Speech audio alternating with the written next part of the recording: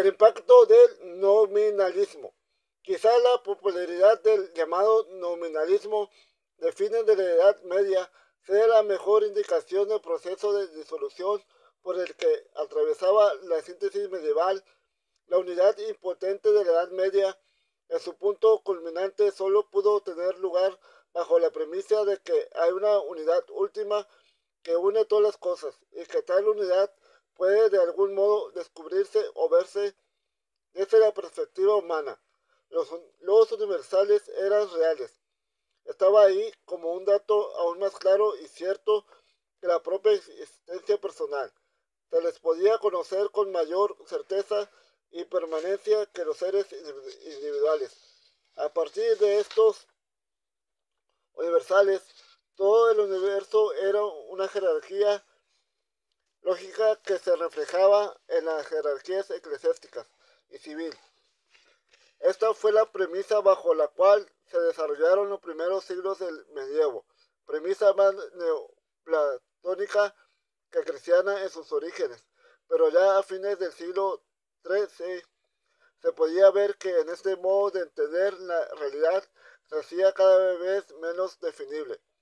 Podría colocarse el principio de este proceso en la reintroducción de Aristóteles en el occidente y por tanto podría decirse que el tomismo, que fue el punto culminante de la síntesis medieval, también introdujo en esa síntesis la semilla de su destrucción. Esto es así porque el énfasis sobre los seres particulares que reapareció con Aristóteles, en fin de cuentas, no podía sino subvertir las ideas neoplatónicas descritas más arriba. En todo caso, la disolución de la síntesis puede verse más claramente en Juan Duns Scoto, y resulta evidente en tiempos de Ockman. Los nominalistas del siglo XV no negaban la existencia de los universales. Lo que negaban era la posibilidad de que mediante tales universales la mente humana pudiese llegar a tener una percepción clara de la naturaleza última de la realidad. En cierto modo, esta negación era más subversiva que la simple negación de los universales, puesto que en su forma extrema implicaba que la realidad no se sujeta a la lógica humana, y por lo tanto que no es posible producir una síntesis teológica. Testimonio de ellos dan la distinción entre el poder de absoluto de Dios y su poder ordenado, la insistencia en la voluntad por encima de la razón, y la afirmación de que Dios podría haberse encarnado en un asno con tanta lógica como un ser humano.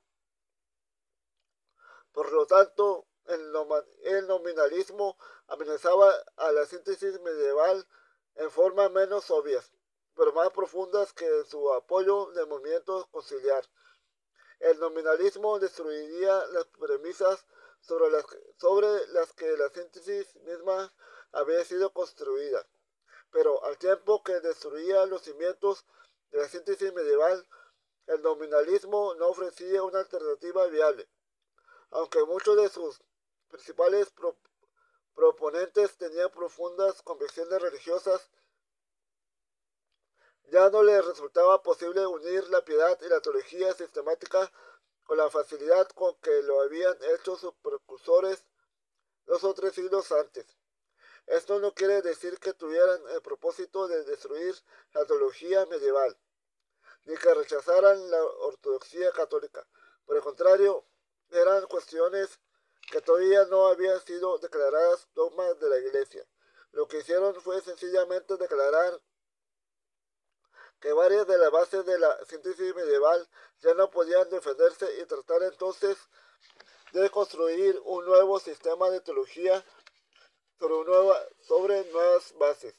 Algunos de ellos crearon sistemas impresionantes, pero ninguno de tales sistemas podía resistir los embates del método de crítica teológica que los propios nominalistas habían aplicado a los teólogos anteriores.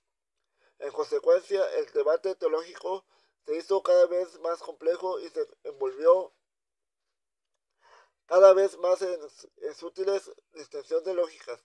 Los diversos sistemas, a pesar de su sobrecogedora magnitud y a pesar de que a menudo se apoyaban sobre una piedad profunda, resultaban difíciles de traducir y aplicar a la vida diaria.